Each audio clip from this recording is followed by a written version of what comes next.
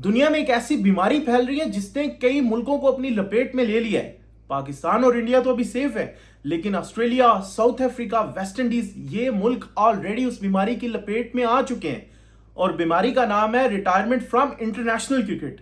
भाई इन प्लेयर्स को क्या हो गया है, एक के बाद एक रिटायरमेंट आ रही है। अभी लास्ट वीक जो है वो हेनरिक क्लासन की रिटायरमेंट आई थी और बड़ी शॉकिंग और सरप्राइजिंग न्यूज थी, क्योंकि अभी तो उनका बहुत सारा लग रहा था कि करियर पड़ा हुआ इंटरनेशनल क्रिकेट में। उससे पहले मैक्सवेल ने ओडीआई से रिटायरमेंट ली, उससे पहले मार्कस स्टोइनिस ने ओडीआई से रिटायरमेंट ली, और आज एक और यंग क्रिकेटर जो कि निकोलस पुरन है वेस्ट इंडीज से, उन्होंने अपने रिटायरमेंट का अनाउंसमेंट कर दिया है। मतलब इंटरनेशनल मैच आज के बाद वो नहीं खेलेंगे।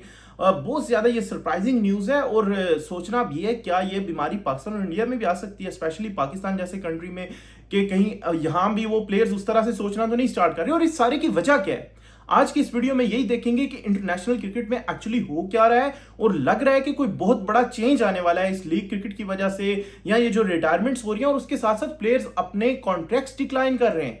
न्यूजीलैंड में केन विलियमसन जैसा प्लेयर जो कि टेस्ट क्रिकेट का पूरा वो क्या कहते हैं पावा समझा जाता है, उन्होंने भी अपना कॉन्ट्रैक्ट जो है डिक्लाइन कर दिया है। और उनके साथ और भी 5 क्रिकेटर ने जो है वो अपना कॉन्ट्रैक्ट डिक्लाइन किया न्यूजीलैंड के अंदर। उसके अलावा इंग्लैंड में ये काम ऑलरेडी हो चुका है। इस वीडियो में सारी इसकी डिटेल देखते हैं। बट आज की न्यूज ये है कि Nicholas Pooran from West Indies जो है उन्होंने इंटरनेशनल क्रिकेट से रिटायरमेंट की अनाउंसमेंट कर दिया है। और बेसिकली इस सारे की जो वजह है वो बहुत अंडरस्टूड सी है, और वो ये लीग क्रिकेट। बट उसकी भी ये देखना है कि बेसिकली रीजन है क्या लीग क्रिकेट इतनी इंपॉर्टेंट हो गई है कि आप अपने कंट्री के लिए आइंदा नहीं खेलेंगे। एक्चुअली इस सारे की वजह अगर हम 2023 की वो न्यूज देखें, जब जेसन रॉय सबसे पहले क्रिकेटर बने इंग्लैंड के अंदर जिन्होंने अपना नेशनल कॉन्ट्रैक्ट जो है वो डिक्लाइन किया लीग क्रिकेट के लिए। और उस वक्त की ये बताया गया कि जो जेसन रॉय हैं वो इंग्लैंड की तरफ से जो पैसे कमाते हैं पूरे साल में वो अराउंड कोई 60,000 पाउंड थे। बट उनका जो कॉन्ट्रैक्ट हुआ एमएलसी में, मेजर क्रिकेट लीग जो अमेरिका की है, वहां पे उनको एक सीजन के अंदर जो है वो 150,000 पाउंड मिलेंगे। सो प्रॉब्लम यहां पे ये है कि जितना वो नेशनल टीम से कमा सकता है एक प्लेयर, उससे मतलब उससे 3 गुना वो लीग क्रिकेट के अंदर कमा सकता है, सिर्फ एक लीग के एक सीजन के अंदर, एक महीने के अंदर समझ लें, 1.5 महीने के अंदर समझ लें।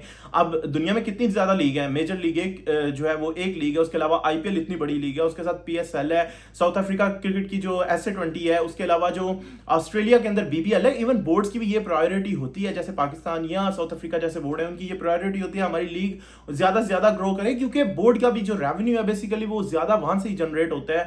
तो क्रिकेटर्स जो है वो ऑटोमेटिकली इस चीज के डायरेक्टली प्रोपोर्शनल है, इस चीज के साथ कनेक्टेड है कि उनको ज्यादा से ज्यादा रेवेन्यू चाहिए। उसके अलावा आप न्यूजीलैंड क्रिकेट देखें तो उसमें जो न्यूज आई थी वो भी यही थी कि 5 क्रिकेटर्स जो है मेन, उन्होंने डिक्लाइन किया अपना कॉन्ट्रैक्ट, जिसमें केन विलियमसन शामिल है। और सिर्फ केन विलियमसन नहीं, उसके साथ जो उनके लोकी फर्गुसन शामिल है, फिन एलन जो बैटर है वो शामिल है, उसके साथ उनके जो विकेट कीपर बैटर हैं डेवन कॉनवे वो शामिल है। तो इतने 5 मेन जो क्रिकेटर हैं उन्होंने डिक्लाइन किया अपना। उससे पहले ट्रेंट बोल्ट डिक्लाइन कर चुके हैं अपना सेंट्रल कॉन्ट्रैक्ट। तो वर्ल्ड वाइड ये हो रहा है कि हर बोर्ड जो है ना उसके प्लेयर्स जो हैं वो या तो रिटायरमेंट अनाउंस कर रहे हैं और या अपने जो कॉन्ट्रैक्ट्स हैं वो डिक्लाइन कर रहे हैं। तो प्रॉब्लम यहाँ पे ये है कि अब देखो फुटबॉल में अगर हम देखते हैं ये चीज के क्लब फुटबॉल जो हो रहा है, जो लीग्स हो रही हैं बेसिकली, उसमें आप अपने क्लब से खेलते हो, लेकिन जब जब आपको नेशनल ड्यूटी पे जाना पड़ता है, जैसे अभी नेशंस लीग हुआ है, उसके अलावा यूरो कप होता है, तो लोग वहां पे जाते हैं खेलने। बट प्रॉब्लम ये है कि वो कभी भी जो है ना वो ओवरलैप नहीं करता स्केड्यूल के अंदर विद लीग्स, तो वो एक डिफरेंट स्केड्यूल पे हो रहा है। और आप देखना ये है कि इंटरनेशनल क्रिकेट में अब आगे क्या होने जा रहा है। और अगर हम पाकिस्तान को देखें तो पाकिस्तान के क्रिकेटर इसमें क्या करेंगे, क्योंकि अभी अभी आज की ही ये भी न्यूज है कि बीबीएल जो बिग बैश लीग है उसके अंदर पाकिस्तान के 8 से 10 मेन क्रिकेटर्स जो हैं जो नेशनल साइड से भी खेलते हैं, उन्होंने बिग बैश लीग के लिए जो है वो रजिस्ट्रेशन करवाई है, अपनी फुल अवेलेबिलिटी शो करवाई है, जो कि दिसंबर में जाके होगी। उसमें 4 मेन क्रिकेटर्स जो आपके हैं वो शहनशाह अफरीदी हैं, शादाब खान है, हारिस रऊफ हैं, मोहम्मद रिजवान है। तो अब पहली बात तो ये है कि मोहम्मद रिजवान, शादाब खान, इन क्रिकेटर्स के लिए एक तो मेन चीज ये है कि अब आपको ऐसी लीग के अंदर एक कॉम्पिटिटिव जहां पे ड्राफ्ट होता है या ऑक्शन होती है, वहां पे आपको अपनी जगह भी बनानी है। अब ये अगर आप सेलेक्ट नहीं होते, क्योंकि पाकिस्तान के बैटर्स के साथ अक्सर ये होता है कि वो सेलेक्ट ही नहीं हो पाते, तो ये एक बहुत बड़ा क्वेश्चन मार्क होता है कि आप अपनी इंटरनेशनल क्रिकेट के अंदर जगह नहीं बना पा रहे। क्योंकि पीएसएल के अंदर तो आप ऑटोमेटिक सिलेक्शन बन जाते हैं, लेकिन बाहर की लीग में जाके जहाँ पे एक कंपटीशन होता है तो आपको अपने आप को प्रूव करना है। क्योंकि हम देख रहे हैं इंटरनेशनल क्रिकेट जिस तरफ जा रही है, आपको अपने आप को प्रूव करने के लिए ये सेलेक्ट होना भी एक वन ऑफ दोस थिंग्स है कि अगर आप सेलेक्ट नहीं होते दैट मींस कि आप फिट नहीं होते उस क्रिकेट के अंदर। और उसके अलावा दूसरा क्वेश्चन ये है कि अगर पाकिस्तान के प्लेयर्स जो हैं वो वहां पे जा रहे हैं, अब जिस तरह की इंटरनेशनल एनवायरनमेंट बन गया, लोगों के लिए बहुत आसान हो गया नेशनल कॉन्ट्रैक्ट डिक्लाइन करना, रिटायरमेंट अनाउंस करना, ये एक नॉर्म बन रहा है। और इस सारे की रीजन जो है वो जैसे मैंने बताया कि जो पैसा है ना वो लीग क्रिकेट के अंदर बन इतना रहा है, मिल इतना रहा है कि बोर्ड्स उतना दे ही नहीं पाते। तो आई थिंक सो अब जो आईसीसी है या जो बड़े हैं क्रिकेट के, उनको ये चीज सॉल्व करनी है, उनको बैठ के ये देखना है कि इस सारे को कैसे हैंडल किया जाए, क्योंकि इसके इफेक्ट बहुत बुरे होने वाले हैं। इसमें जो आपकी बायलैटरल क्रिकेट है, जिसमें दो नेशंस की या ट्राई नेशंस भी होती हैं, तो वो सीरीज जो है वो बिल्कुल इनकॉम्पिटेटिव हो जाएंगी। उसमें जैसे हमने देखा है मेन टीम्स जो है ना वो अपनी बी-सी टीम भेज देती हैं, और उसके अलावा सिर्फ वर्ल्ड कप्स और जो आईसीसी टूर्नामेंट्स हैं उनकी इंपॉर्टेंस रह जाएगी।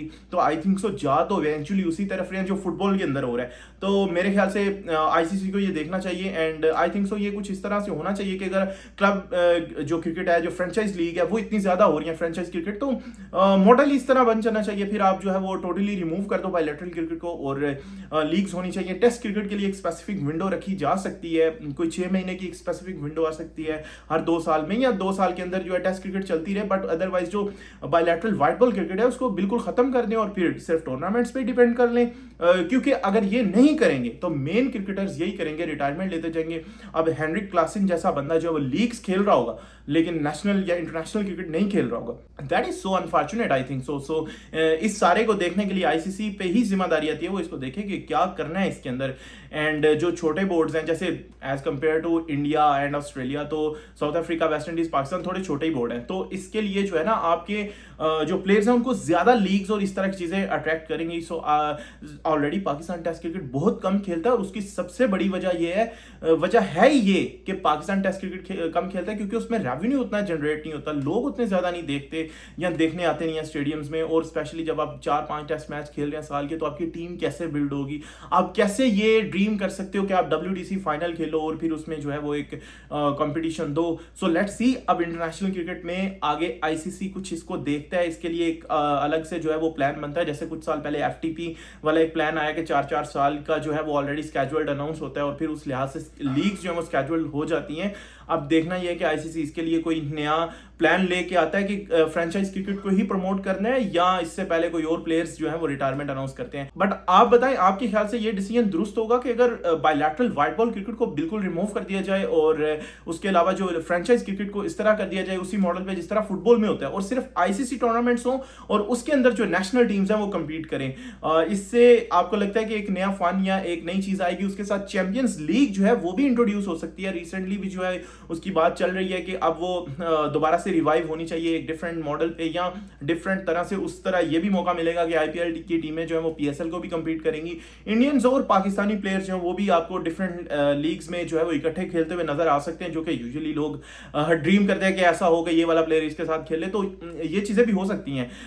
सो व्हाट डू यू से, आपके ख्याल में ये मॉडल आना चाहिए फुटबॉल वाला क्रिकेट में या नहीं आना चाहिए? Let us know your feedback in the comment section below.